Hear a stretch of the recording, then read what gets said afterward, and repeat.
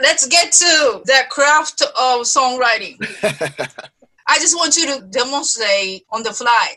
On the fly. Well, maybe pick up the guitar and maybe depending upon what mood I'm in, you know, strum some chords maybe. And then it'll come into like a rhythm, like when I did the one song.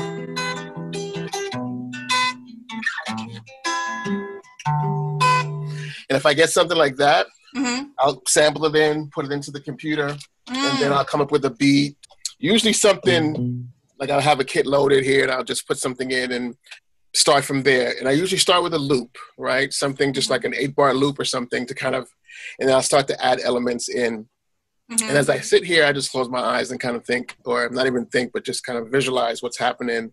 And if I think I see things that are missing, like there's holes in something, then I'll fill that in with something. And it'll just be maybe my voice. I'll just like hum a harmony or whatever there may be to fill in. And then I'll find a instrument that would fill that for me and then can kind of complete the color or the movement. So I would do that for a while, and then maybe I'll break it down into different parts where I'll say, okay, this could be a verse, this could be a hook, this could be a bridge. Put the whole thing together as far as a song mode and put it on my phone, and I'll probably listen to that for a couple of hours after that until I come up with something that I feel meshes well with it, and then go from there. And then there's other times where you're inspired by a specific theme, and then that theme allows you to come up with the melody really quickly and some words even, and then you put it together. So I will say that every track that I do is probably going to start out differently every time. I don't have a specific rhythm or a specific pattern, or it's just whatever I feel at that specific time. Yes. So that brings me to mind. I think we talked quickly about a story, and I think it's Billy Eilish, his brother. Anyway, it was a YouTube video of him, and they were talking about saw that. Organic. And Yes. being organic is good. And he said he went into the bathroom one time and lit a match, and the sound in the bathroom at that time was so profound to him that he actually sampled that and used that in a song. It was just so good to see that people are getting back to creating their own stuff organically, that it's not just the computer generated stuff. Yes, I know we manipulate it inside the computer, but the thought of having a sound that I made myself by striking a match or whatever it may be, and you implement that into a song. I mean, I love that. I love that type of songwriting. So yeah. I love that. Yeah, they're genius. I think they're like the new carpenters. Yes, I agree. Yeah. And it's, you know what, it all started with their intention. I think we talked about that before, that intention is a very big and a powerful thing when it comes to anything you do, but specifically in songwriting. And I think he was very confident that he was going to make them famous, or at least, well, let me say this. The goal was to make good music first. That was what his thing was. And I love that. You have to have that first. See, nowadays you can have a gimmick and it'll be okay, and they can kind of make stuff around you. But his thought was, let me make some good music and make something that was true to them. And I love that about that. And so, yeah, when I see these interviews, it just makes me feel like, okay, some people are really getting back to the essence from which we started from in songwriting, you know, as opposed to the cookie cutter stuff. So they are a great combination, and she's the lyricist. Yes. And she writes whatever she feels at that point. It's really cool. And sometimes I think that we just don't do that anymore. I think we think that we have to be wordsmiths or word crafters, where we just it has to be complicated. And so it's like, no, sometimes the most beautiful things are the things that are simplest. Simple. Yeah. Fire, that's an interesting concept. What about you? Is there any other interesting stuff that you come up with? Well, it depends. So now I remember back in my studio, another spot that I was in, and I used to wash my clothes, and we had a washing machine that had a specific rhythm.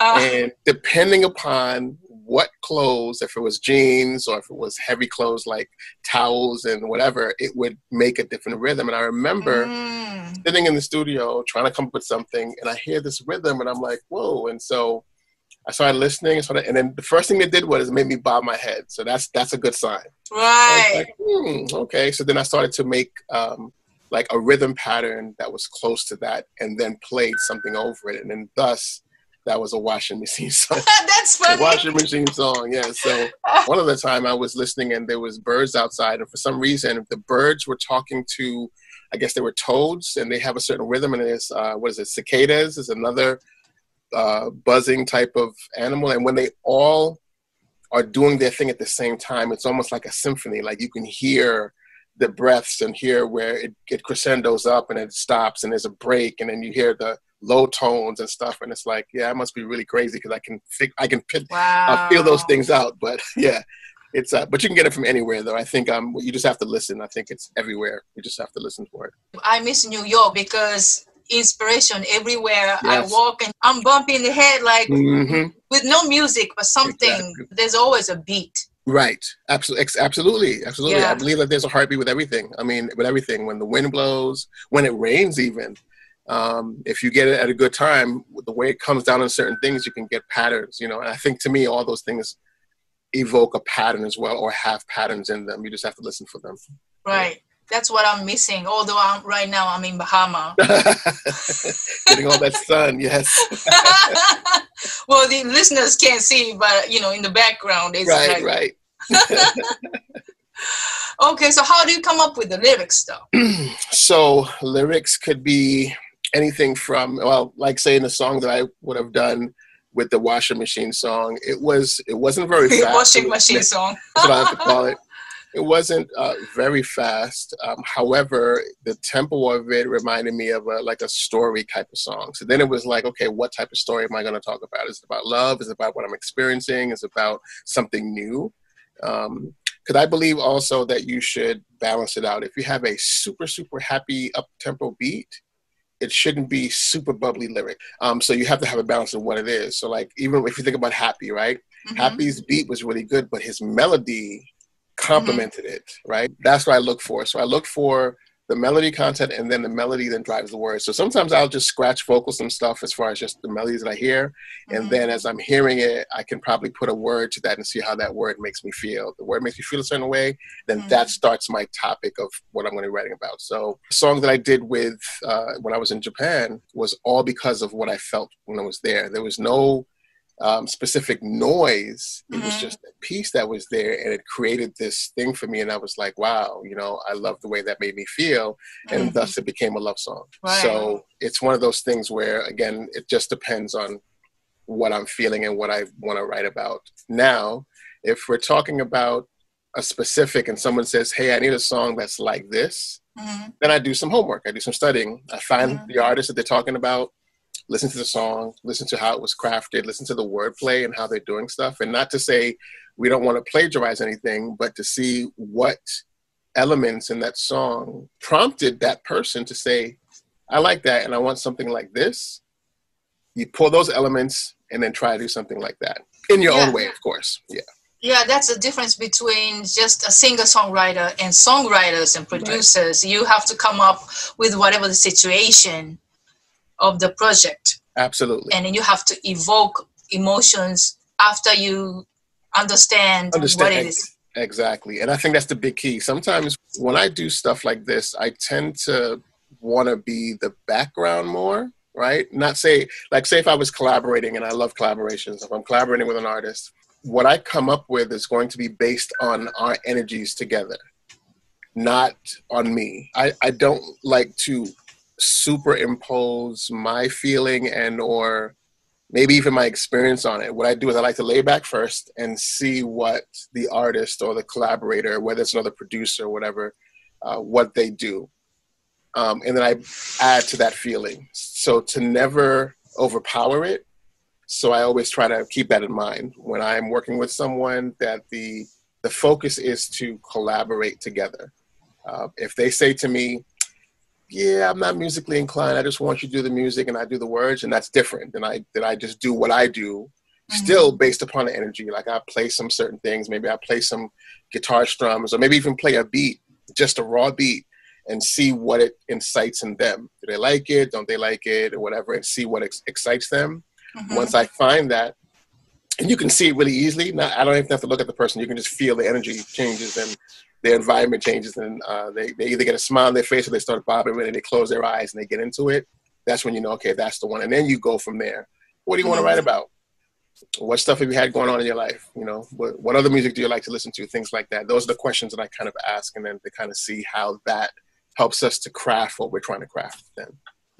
So the last question, what kind of advice would you give to your 20-year-old self? Ooh, scary.